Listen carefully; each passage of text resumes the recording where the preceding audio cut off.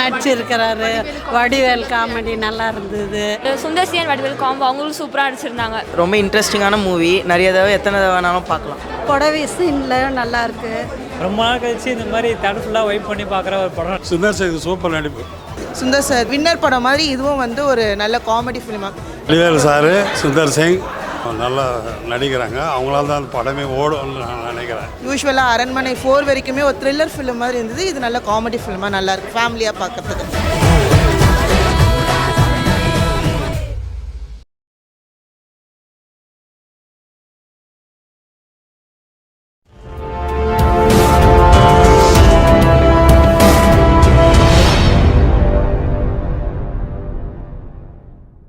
சமீபத்தில் திரைக்கு வந்த படங்களில் வல்லமை ஒரு நல்ல மெசேஜ் உள்ள ஒரு சிறிய மெசேஜ், ஆனாலும் ஒரு நல்ல சமூகத்துக்கு சொல்ல வேண்டிய ஒரு நல்ல மெசேஜ் உள்ள படமாக வல்லமை உருவாக்கியிருக்கிறார்கள். வல்லமை தாராயோ இந்த மாநிலம் பயனுறவே என்று பாரதியார் பராசக்தியிடம் வரம் கேட்பார். இங்கோ ஒரு ஏழை கொடுமையை எதிர்த்து நிற்க வல்லமை கேட்கின்றார். கொடுமை புரிந்த ஒரு கொடியவனை, மிக உயர்ந்த நிலையில் இருக்கும் ஒருவனை கொல்வதற்கு வல்லமை கேட்கின்றார். ஏன்? வாருங்கள் பார்ப்போம். தந்தையாக பிரேம்ஜி, மகளாக திவ்ய தர்ஷினி, டாக்டராக தீபா சங்கர், வாட்ச்மேனாக போராளி திலீபன் மற்றும் பலர் நடித்துள்ள இந்த திரைப்படம் வல்லமை படத்தின் கதை என்ன? பிரேம்ஜி கிராமத்தில் ஒரு விவசாய குடும்பத்தில் பிறந்தவர். அவருடைய தாய் தந்தையர்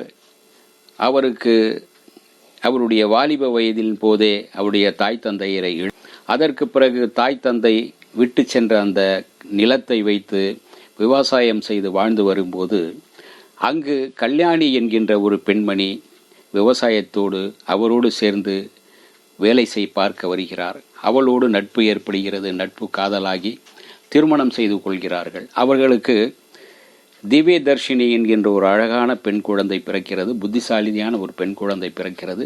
அந்த குழந்தை பிறந்து வளர்ந்து வர்ற காலகட்டத்தில் சுமார் 8 வயது இருக்கும்போது அவளுடைய தாயார் கல்யாணி கிணற்றில் தவறி விழுந்து இறந்து விடுகிறார்.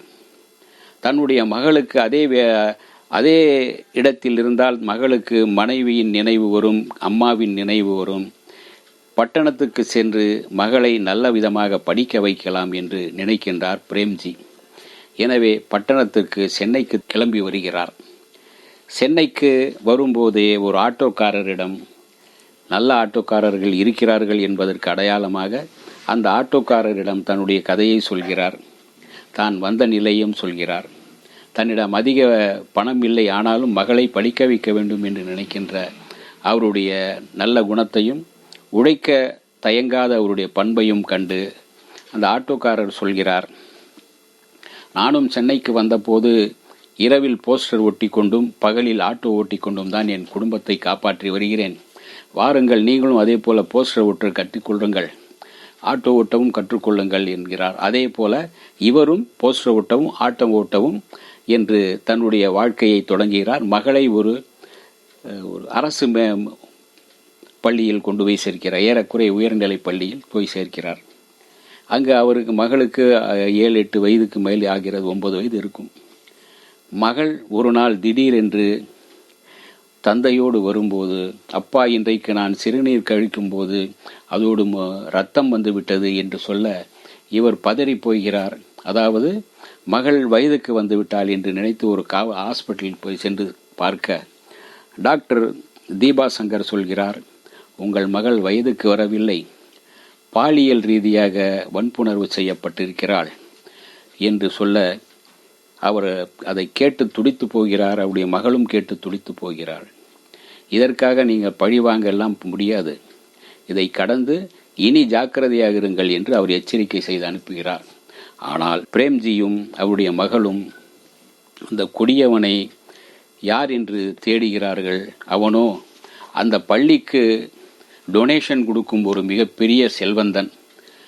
அப்படி டொனேஷன் கொடுக்க வைத்தே சில குழந்தைகளை அவன் பாலியல் ரீதியாக வன்புணர்வு செய்திருக்கிறான் என்கின்ற விஷயம் தெரிய வர அவனை எப்படியாவது கொல்ல வேண்டும் என்று முடிவு செய்கிறார்கள். அவன் மிகப்பெரிய பலசாலி, மிகப்பெரிய செல்வந்தன். இவர்களோ ஒரு சாதாரண போஸ்டர் ஒட்டும் ஒரு தொழிலாளி. இவர்கள் அவனை பழி தீர்த்தார்களா என்பதுதான் மீதி கதை. இசை GKV, எழுதி இயக்கி தயாரித்திருக்கிறார் கருப்பையா முருகன். ஒரு நல்ல மெசேஜை படத்தின் மூலம் சொல்ல நினைத்திருக்கின்றார். ஆனால் திரைக்கதையில் கோட்டை விட்டு விட்டார். திரைக்கதை இன்னும் வலுவாகவும் நிறைய காட்சிகளோடும் இருந்திருந்தால் படம் நிச்சயமாக மிக பெரிய அளவில் பேசப்பட்டிருக்கும். வல்லமை சத்து குறைவு. இந்த வீடியோ உங்களுக்கு பிடிச்சிருந்தா லைக் பண்ணுங்க, ஷேர் பண்ணுங்க, கமெண்ட் பண்ணுங்க, சப்ஸ்கிரைப் பண்ணுங்க, மறக்காம பெல் ஐகானை கிளிக் பண்ணுங்க.